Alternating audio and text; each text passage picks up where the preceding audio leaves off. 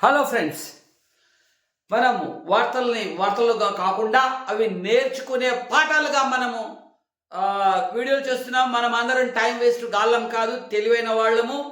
ఈ దేశాన్ని, ఈ ప్రపంచాన్ని మార్చే శక్తి ఉన్న ఇంజన్ లాంటి వ్యక్తులము, కారులో డ్రైవర్ లాంటి వాళ్ళము. అలాంటి వాళ్ళు మాత్రమే మన ఛానల్ చూస్తున్నారు. సో ఇక్కడ మనం ఏం నేర్చుకోవచ్చు చూద్దాం. మనము మెదక్ జిల్లా కుర్రమల్లో మరి ఇక్కడ ఈటల రాజేందర్ గారు ఎంపీగా ఉన్నారు. ఆయన మరి అక్కడ వెంచర్ను కొర్రమల్లో ఒక ఏకశిల అనే వెంచర్ను వెంకటేష్ అల్లూరు అంట పేరు, చూడండి, అల్లూరు సీతారామరాజు పేరు ఉంది మరి అనేది ఇటు పేరు. వెంకటేష్ యాదవ్ అట, మరి ఆయన కబ్జా పెట్టాడట.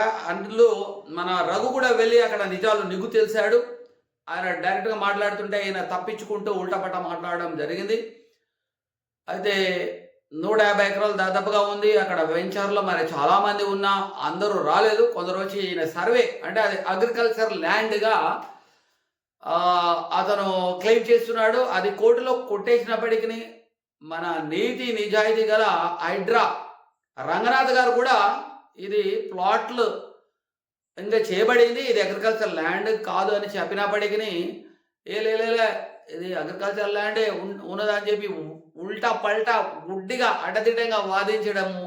అక్కడికి వెళ్తే అక్కడ ఉన్న ఈ ఓన్గా అతను ఒక సర్వే చేపిస్తున్నారు వాళ్ళు, ప్రైవేట్ వాళ్ళతో ఏదో. సో దాన్ని వీళ్ళు అడ్డుకోవడానికి వెళితే తెలిసి మరి అక్కడ పెద్ద ఎత్తున ఒక 100 మంది అంట సుమారు అలాంటి గుండాలంటే వేలు ఇస్తారు. ఒక షబ్బీర్ అని ఒక ప్రత్యేకంగా ఇంకొక అతను అయితే అతను మెయిన్ ఉన్నాడంటే ఇందులో. సో ఇలాంటి డేరింగ్ డాషింగ్ పనులు చేస్తుంటారు వాళ్ళు, పెద్ద ఎత్తున డబ్బులు అందుతాయి. మరి వీళ్ళు ప్లాట్ ఓనర్స్ కరసం నేర్చుకున్నారా, ఆర్ఎస్ఎస్లో వెళ్ళారా, ఆర్ఎస్ఎస్లో కరసం ఉచితంగా నేర్పిస్తున్నారు. ఆయన ఎంత బద్ధకం కొడుకులు అంటే, చాలా వెంచర్లలో నాకు కూడా కొన్ని ప్లాట్లు ఉన్నాయి చూశాను. అక్కడ వాళ్ళ పిల్లలు అమెరికా ఆట వెళ్ళిపోయారు, ఏదో కొనేసారు, డబ్బులు సేవ్ చేసి పైసా. ఆ పిల్లలు కూడా రావట్లేదు. ఈ ముసలోళ్ళు పాపం తిరుగుతూ అది కాపాడుకుంటున్నారు. సో మరి వీళ్ళు ఎక్కడ వాళ్లకు కరసం నేర్చుకోరు, ఫైట్స్ రావు, ఇక గవర్నమెంట్ చేయాలని చూస్తూ ఉంటారు. మిత్రులారా, ఒకటి గుర్తుపెట్టుకోవాలి, మనం పోలీసులు ఉన్నప్పటికీ పోలీసులు ముందు కొట్టినా వాళ్ళు ఏం పీకరు. ఇక్కడ కొద్దిగా హెల్ప్ చేస్తారు. ఒక 2 కానిస్టేబుల్ మాత్రం ఒక హీరోలాగా రక్షిస్తున్నారు.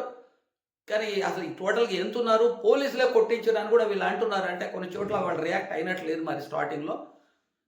చూద్దాం ఇలాంటి ప్లేస్లో మనం ఉంటే మనం ఎలా తప్పించుకుంటాం అనే ఆ విధంగా మన వార్తలను చూడాలి. ఎంతసేపు అయ్యో వాళ్ళకి అలా అయింది, నాకు మాత్రం ఏం కావద్దు అని దేవుడిని మోగితే దేవుడు వచ్చి నిన్ను కాపాడు, దేవుడిని నువ్వు కాపాడాలి. అంటే గుళ్ళను, విగ్రహాలను. సో ఇది అలాంటి శక్తి. అందుకే దేవుడు మనకు చేతులు ఇచ్చాడు, మెదస్ ఇచ్చాడు, కాళ్ళు చేతులు అన్ని ఇచ్చాడు అర్జునుడితో. అందుకే మరి కృష్ణుడు యుద్ధం చేయించాడు. సో ఇక్కడ ఏం నేర్చుకోవాలి మనం చూద్దాం. మరి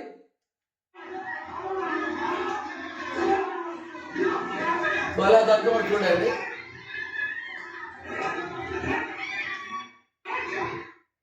ఇగో లాఠీలతో ఎట్లా కొడతా ఉన్నారు చూడండి. అసలు ఫస్ట్ ఇది TV5లో అండ్ బిగ్ టీవీలో కూడా వచ్చినట్టుంది. వచ్చిన రియల్టర్ను ప్లాట్ యజమానులు అడ్డుకున్నారు. సర్వే పేరుతో ప్లాట్ల కబ్జాలకు ప్రయత్నం చేస్తున్నారని ఫస్ట్ లాఠీలతో భయంకరంగా కొడుతున్నారు. మేడ్చల్ జిల్లా కొర్రెముల ఏకశిల లేఅవుట్ లో ఉద్రిక్తత నెలకొంది. పోలీసుల ముందే ప్లాట్ ఓనర్లపై రియల్ టెట్ చూడండి ఎక్కడ కొడుతున్నారు. ఇక్కడ సరిగ్గా చూపించలేదు. కింద పడగానే లెఫ్ట్ గడ్ లైట్ టర్న్ అవ్వాలి, పక్కన కొట్టాలి. సర్వే పేరుతో ప్లాట్ల కబ్జాలకు ప్రయత్నం చేస్తున్నారని ఆరోపించారు. అయితే సో ఇట్లా కింద పడ్డప్పుడు మనం చేయాల్సిన పని ఏంటి? తోపులాట కింద పడగానే వెంటనే పక్కన ఒకటి కొట్టాలి, వెంటనే మూవ్ అవ్వాలి. ఇతను మూవ్ అవ్వలేదు, అడ్డు పెట్టుకున్నట్టున్నాడు. మీరు మళ్ళీ మీకు ప్లే చేయిస్తాను. ఇతను మొహమ్మద్ దెబ్బలు తల్లిన అతనికి అసలు అతి భయంకరంగా 2 ఇలా కొడుతున్నారు. సో ఎప్పుడైనా కొట్లాడైనప్పుడు కర్రతోడే కొడతారు. మ్యాక్సిమం 90% పెద్ద కొట్లాడు. ఇందులో ఒక్కడు RSS లో కరసం నేర్చుకున్నటువంటి 100 మంది పారిపోయేటట్టు చేయగలడు. కానీ వీళ్ళు ఎలాంటి ప్రిపరేషన్లో వీళ్ళు లేరు. ఇంతమంది చూస్తే వెళ్ళిపోతారు అనే ఉద్దేశంతో వీళ్ళు వచ్చి ఉంటారు. ఇంతమంది అంటే ప్లాట్ ఓనర్స్ కూడా అందరు రాలేదు. వీళ్ళు చాలామంది మొత్తం అయిపోయినాక మెల్లిగా వస్తారు ప్లాట్ అమ్ముకోవడానికి. ఎలా పడుతుండో చూస్తున్నారో మళ్ళీ చూపించారు. కింద పడగానే పక్కకు మూవట్లేదు, అతను పక్కకు మూవ్ అంటే అతను కొంత తప్పించుకొని ఇంకొకరిని కొట్టగలుగుతాడు. వాడు కింద పడగానే కొంచెం మూవ్ అయ్యి ఒక మ్యాన్ పాయింట్ మీద కొట్టాలి. మళ్ళీ ఇటు మూవాలి, ఇంకోరు కొట్టాలి, ఇటు మూవాలి, ఇట్లా కొట్టాలి. సో పక్కకుండా వాళ్ళకు కూడా వాళ్ళు ఇంకోరు కొట్టగలుగుతారు. అయితే వీళ్ళు ఎందుకు ఇలా దెబ్బలు తింటారంటే వీళ్ళు ప్రిపేర్ అవి ఉండరు. మనం పోతాం ఏదో మాట్లాడతాం అనే ఫీలింగ్లో వీళ్ళు ఉంటారు. దుర్మార్గులు ఎట్లా ఆలోచిస్తారంటే వాళ్ళు కబ్జాదారులు, కబ్జాకోరులు వాళ్ళు ప్రిపేర్ అయి ఉంటారు ముందుగానే. ఎందుకంటే వాళ్ళకి లీగల్గా వాళ్ళకి ఎలాంటి ఇది ఉండదు. డెఫినెట్గా ఇల్లీగల్గానే వాళ్ళ ప్లాన్లు ఉంటాయి. ఎప్పుడైనా గుర్తుపెట్టుకోండి మీరు అన్ని లీగల్గా అన్ని కరెక్ట్ ఉన్నా దుర్మార్గులు తక్కువ అంచనా ఇవ్వడం వల్ల మనం నష్టపోతుంటాం. కాబట్టి వాళ్ళని ఎక్కువగా అంచనా వేసి అన్నిటికీ ప్రిపేర్ అయి ఉండాలి మనం. ఇక పెప్పర్ స్ప్రే ఉంది, స్టన్ గన్స్ ఉన్నాయి, లెక్కలేనన్ని సెల్ఫ్ డిఫెన్స్ ఎక్విప్మెంట్స్ ఉంటాయి. మళ్ళీ యూట్యూబ్లో ఫైట్స్ చాలా టెక్నిక్స్, సింపుల్ టెక్నిక్స్ ఉంటాయి ఇట్లా. సో వాళ్ళు 100 మంది ఉన్నా మనము ఎట్ ఏ టైం ఒకరు ఇద్దరు మనం పట్టుకుంటారు లేదా అటాక్ చేస్తారు. ఒకరు ఇద్దరిని మనం కొట్టగలిగితే వెంటనే ఇంకోటి అలా కొట్టుకుంటూ కూడా వెళ్ళిపోవచ్చు అనమాట. సో 100 మంది ఉన్నా 100 మంది ఒకేసారి కొట్టలేరు. కాబట్టి మీరు వెంటనే వీళ్ళు ఇంతమంది అనుకోకూడదు. కానీ ఇక్కడ జరిగేది ఏంటంటే 100 మంది వీళ్ళకు గుండాలందరికీ ఒకరికొకరు పరిచయాలు ఉంటాయి. ఈ ప్లాట్ ఓనర్స్ ఒకరికొకరు పరిచయం ఉండదు. సో వీళ్ళ వాళ్ళ మీద అటాక్ చేద్దాం, తిరుగుదాం అనే ఐడియా రా. ఎందుకంటే వీళ్ళు ఇతర ప్లాట్ ఓనర్సా లేకపోతే ఆ గుండాలో తెలియదు. ఎందుకంటే వీళ్ళకి సరిగ్గా పరిచయాలు లేవు. వీళ్ళు సరిగ్గా మీటింగ్లు పెట్టుకొని ఒకరికొకరు పరిచయాలు బాగా పెంచుకోవాలి. మరి వెంచర్లు ఏమైనా ఉంటే అక్కడ వెళ్ళాలి, కనసాంలో ప్రాక్టీస్ చేయాలి, మేము స్ట్రాంగ్ ఉన్నామని తీర్చుకోవాలి. ఎట్లయితే భారతదేశం చూడండి డిఫెన్స్ రంగాన్ని మోడీ బాగా బలంగా చేస్తున్న కొద్దీ చైనా నుంచి మనకు ఒక దాదాపు 1000 చదరపు కిలోమీటర్ల ల్యాండ్ వచ్చేసింది. సో బలాన్ని పెంచుకోవాలన్నమాట. అప్పుడు యుద్ధం కూడా అక్కర్లేదు, కొట్లాట కూడా రావు, వాళ్ళు ఫ్రీగా వదిలేస్తారు. అలా కనబడాలి కూడా. సో మరి అది ఫ్రెండ్స్, ఇవాళ మనం ఇక్కడ చూడండి ఎలా కొట్టారు. ఇంకొక ఇక్కడ చూపెట్టలేదు కానీ ఫుల్గా కొడతా ఉన్నారు వాళ్ళు అసలు ఇట్లా విసిరి. సో బలం ఉన్నంతా కొట్టడం అంటే నెత్తి మీద తాకుతుంది. వీళ్ళేం చేయాలి, యాక్చువల్గా మనం ఎక్కడైనా ఇలాంటి జరుగుతున్నప్పుడు మనము టోపీ లాంటిది ఒకటి ఉంటుంది, అవి పెట్టుకోవాలి ఎప్పుడైనా. అవి ఎక్కువగా బిల్డింగ్లో పెడుతుంటారు, ప్లాస్టిక్వి, పోలీస్ కాన్సెప్ట్లు కూడా పెడుతుంటారు. అలాంటి పెట్టుకోవాలి, సిగ్గు అని ఏం కాదు, అది ఉండాలి. అది ఎండ నుంచి కూడా కాపాడుతుంది. ఎప్పుడైనా కొట్లాడిన అయినప్పుడు కూడా మోస్ట్లీ మనకు తల మీద కొడతారు కాబట్టి అది ఉండాలి.